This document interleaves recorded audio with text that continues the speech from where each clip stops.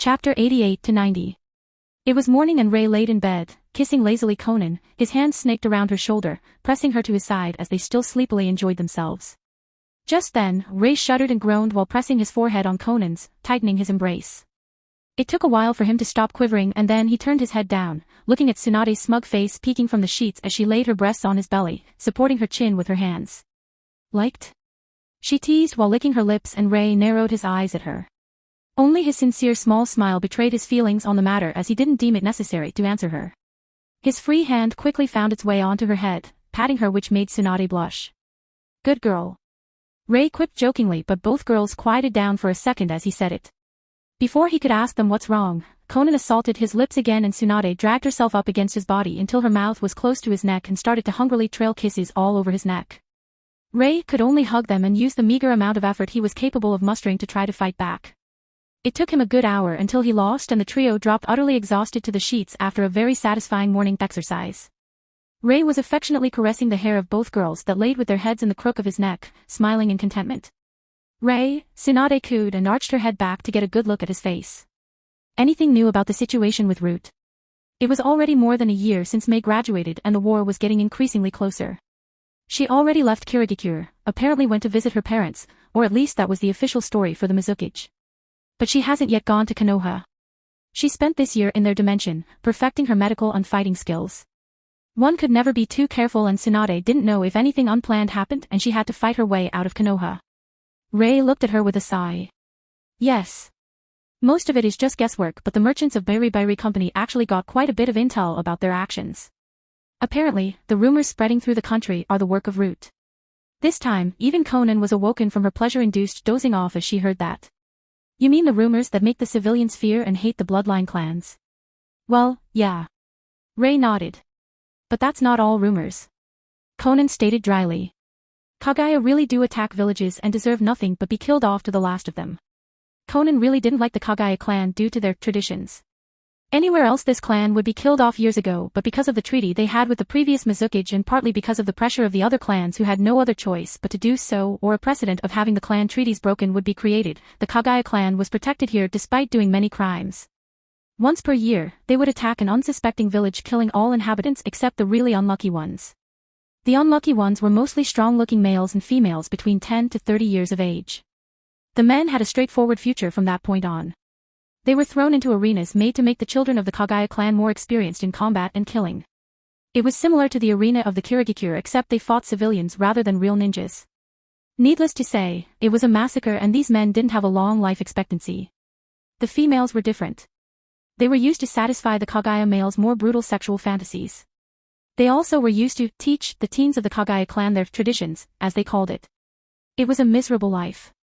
Yes, but that's beside the point. Kaguya is an exception.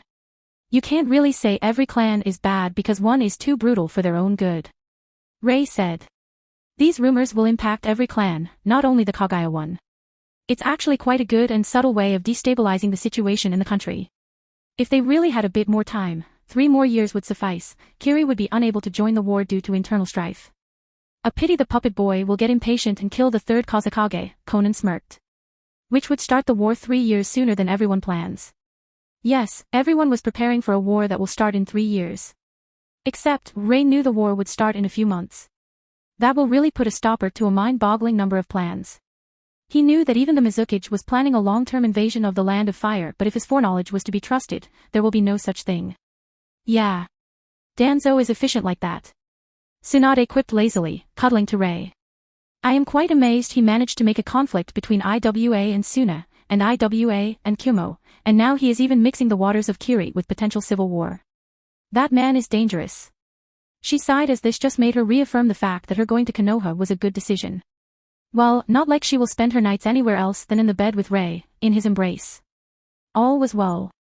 If those rumors actually take a root, Tsunade giggled, the clans will be despised by the public, therefore cutting their revenue short.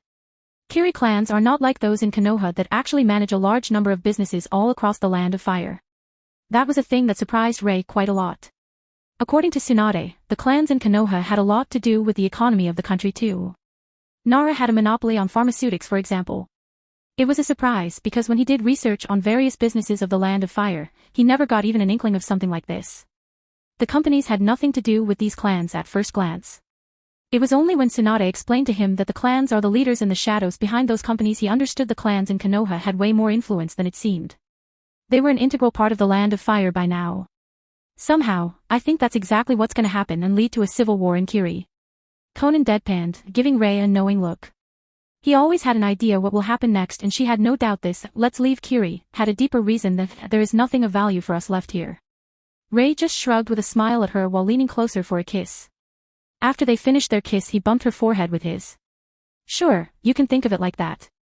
He pecked her lips again and turned to Tsunade. And you? Stop talking about these things. We are in bed and have more important things on our to-do list than discuss some one-eyed creep. He admonished her playfully, to which she lowered her head. You are right.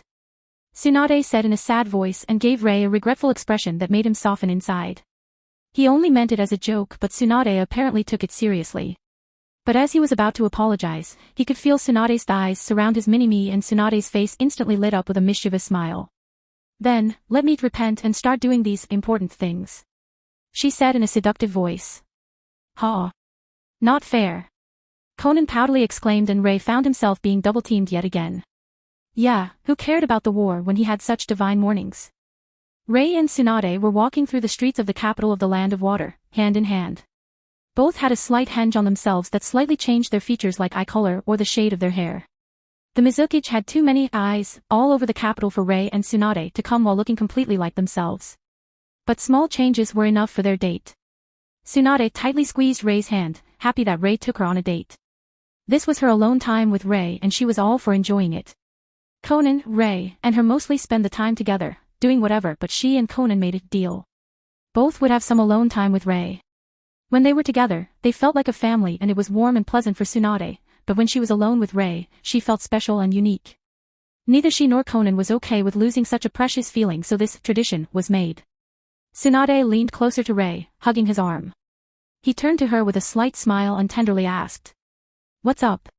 Tsunade just shook her head. I am just happy. She said, not minding the surrounding people looking at them. Rei also didn't care about the spectators and affectionately captured her lips into a slow, chaste kiss while his free hand gently cupped her chin. After a while, they separated and Rei said. I am glad you are happy, Tsu. He smiled at her, making Tsunade avert her gaze by lowering her head. Rei chuckled at the small pink dusting on her cheeks and continued walking while making sure Tsunade wouldn't stumble due to his abrupt movement. The rest of their journey was spent in comfortable silence until they finally arrived at the restaurant. Tsunade's eyes widened when she saw the luxurious exterior and she pursed her lips at Rei. Are you sure you want to spend so much? She worriedly asked. Sure, she was Senju, and spending money was in her nature almost as much as spamming trees, but she didn't feel alright making Rei spend money on her. Rei just amusedly rolled his eyes at her, snaking his hand around her waist and weakly pushing her forward. You know best how much money Bairi company makes. Where would I spend my money if not on you? He whispered into her ear, making Tsunade straighten herself up and bite her lower lip. In the end, she decided to accept it and grinned. Then, today we will go to a casino. She exclaimed happily, her sparkling eyes peering pleadingly at him. Rei chuckled at her childish joy and gave her an acknowledging nod. Despite Tsunade not being a drunk nor a gambling addict, she liked to have a bit of sake and a good night of gambling from time to time. Rei supposed it was just in her nature. Their time in the restaurant was very enjoyable as the food was already waiting for them on the table since Rei ordered it a half-hour earlier with his clone. He and Tsunade chatted about various topics, neither touching the current situation nor anything that would make the other lose the good mood. It was a pleasant light banter while eating delicious food.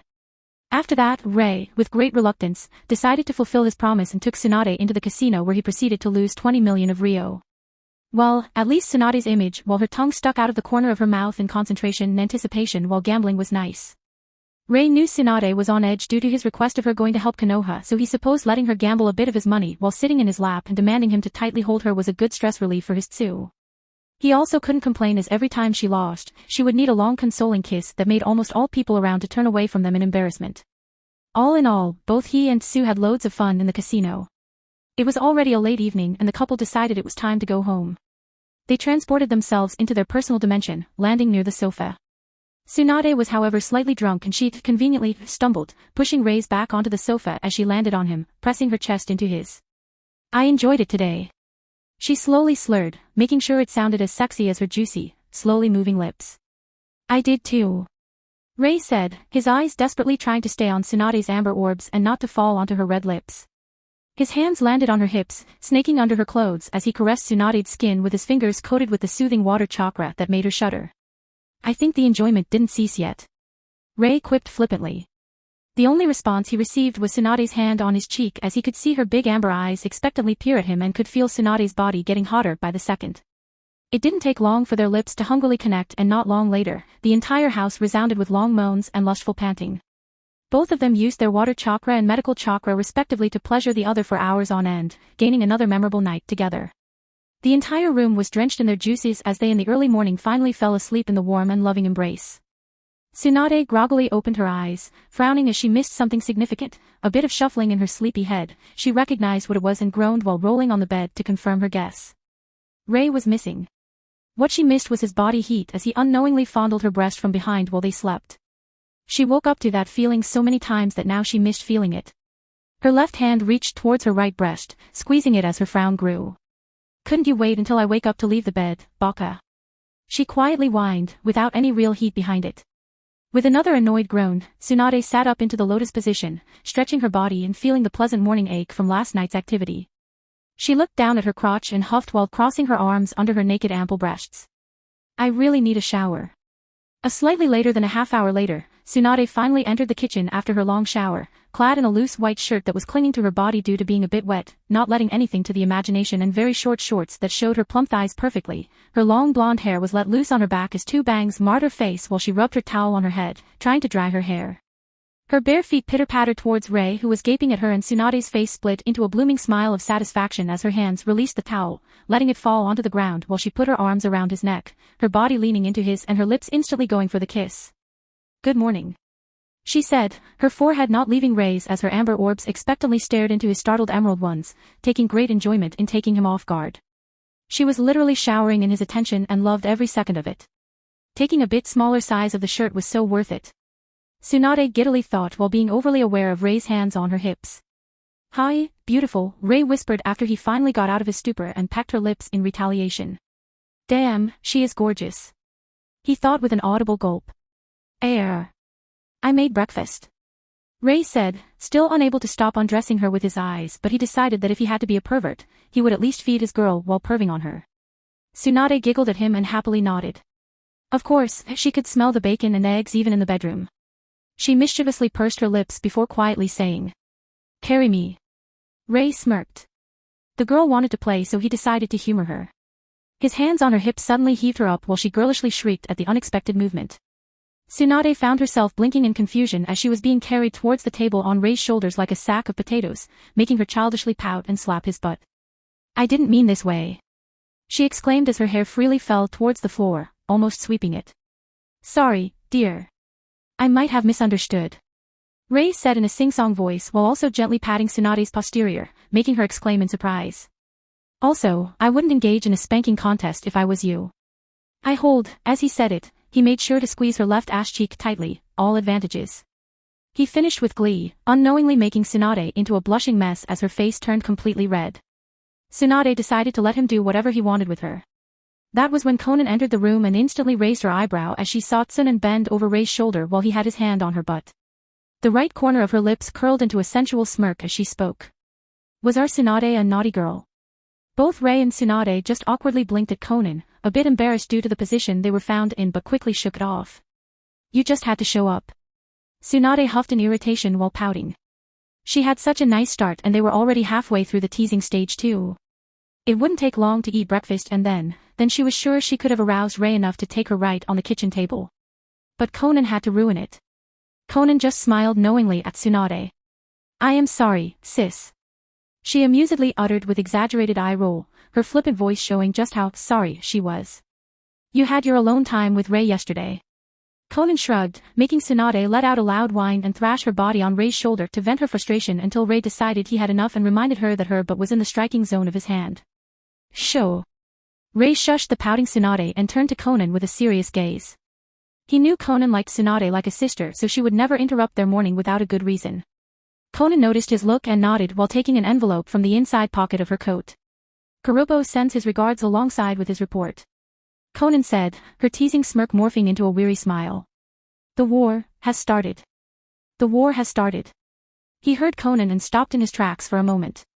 When he finally recollected himself, with a great sigh, he put his hands on Tsunade's hips and heaved her from his shoulder, putting her on her own feet. Tsunade was not happy with that message either. It meant she would have to stop finding excuses on why to stay by Rei's side and return to Konoha. She wanted nothing more than to snarl, "Fuck you, bitch," at her past self who proclaimed she would go there, but on the other side, she also wanted to help Rei by going there. While she was conflicted, Rei walked towards the table and tapped the backrest of the chair in front of him to signalize the women to sit down. Both listened and the trio found themselves eating the breakfast in silence. When they were finally done, Conan started talking again. Kurobo sent a word that the third Kazekage disappeared and Suna is speculating it's the work of IWA. They are preparing for an attack, bolstering their border outposts. But that would lead to tension, which would lead to... Tsunade started bewildered. To an actual attack. Yes. Conan finished with a nod. This is only my guess based on their previous behavior, but I am pretty sure Root will also try to start these hostilities sooner. They will try to make IWA and Suna fight to get more time for preparations. But Konoha doesn't have an effective way of getting intelligence from IWA. At least, not from the high places. Conan sighed. Iwa's higher-ups are pretty much ready, and if the hostilities start, they will immediately declare war against Konoha, so this move is counterproductive. Rei just hummed in acknowledgement and tapped his finger on the table while he pondered. The war didn't start just yet, but it was already inevitable since IWA and Suna would give the first shots. There was only one thing he had to care about, however. And our merchants? He asked Conan, who only smiled.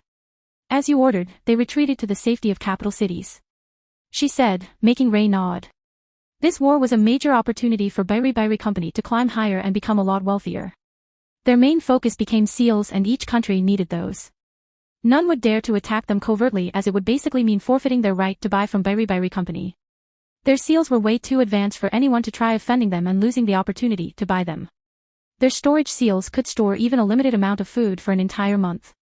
They sold healing tags that may not heal anyone with injuries more serious than a few scratches, but instead, could stabilize an injured long enough for him to reach the medic. They also had explosive tags, night vision tags, short-range communication tags, and much more. This war will be fought with seals from the Bairi Company. Rei was okay with that. While Mr. Bairi owned some stock from Bairi Company, that was only for the department that dealt with electrical appliances. Anything with seals or other things belonged solely to Rei. The best part, Rei doesn't even need to worry about any assassination attempt, as the only known owner is Mr. Bairi and Rei's identity is still a mystery. Heck, the company is even named after Mr. Bairi. Rei made sure to change the headquarters in the capital of the water country into a normal branch and shuffle the headquarters all over the nations, making it impossible to know which branch was the real one. And Mr. Bairi was a research maniac when it came to electrical gadgets, therefore he was always hidden in the headquarters. There was literally no target for any assassin the Kages could send. Rei was well aware the Kages must hate his company due to them supplying seals to each country, and not only them, but he long ago made contingencies through deals with daimyos so they could do nothing to the company and its employees itself. More so now when they were in the capital cities. These cities were protected by various treaties, and even during the war, they would not be disturbed. Daimyos wanted their peace, after all. This was a shinobi war and was mainly fought among shinobi. The world still revolved around money, and even during the war, shinobi could not anger their future clients. Only poor and small countries had no voice to be able to threaten the shinobi villages. Conan was really helpful when she went through the transactions of the Big Five and found out these countries basically economically suppressed the countries in between them in order to create a perfect battlefield for ninjas. This way, the war would be unlikely to be fought exclusively on their territory, and most of it would happen outside of their country. Rei had to admit it was quite a sly move. Rei suddenly stood up. Wait for a second. He said, and went outside of the kitchen only to return 5 minutes later with a package in his hand. He marched his way towards Tsunade and put the package in front of her. Despite being able to see each other every day, you will be leaving for Konoha. He told her with a tender smile decorating his face. I prepared a gift for you. Tsunade opened her mouth in bewilderment while Conan covered her smile with her fan, her mirthful eyes staring at Tsunade's giddy amber eyes staring at the box with a childlike wonder. She was honestly surprised the blonde was not bouncing in her seat. After a while, Tsunade finally opened the box and a pair of fingerless gloves greeted her. Her eyebrows rose high as she spotted a cute engraving of a bear on them, making her unconsciously smile. She remembered those. I saw you look at a similar pair in the store, Rei said, so I had these made. They have special metal padding made from chakra metal, and the material is the most durable, flexible, and comfortable leather found on the market. Only best for my teddy bear. he said and embraced her from behind and kissed her cheek. Thank you. Tsunade quietly said, biting her lower lip and putting her hand onto his. Tsunade was embarrassed because she indeed liked a similar pair of gloves in the store a few weeks ago, but she had no idea Rei noticed. She remembered herself cooing, of all things, and just the thought of him seeing her like that. She lowered her head even more, groan tearing out of her throat from embarrassment. I think it's cute. Conan quipped teasingly. And it fits perfectly too.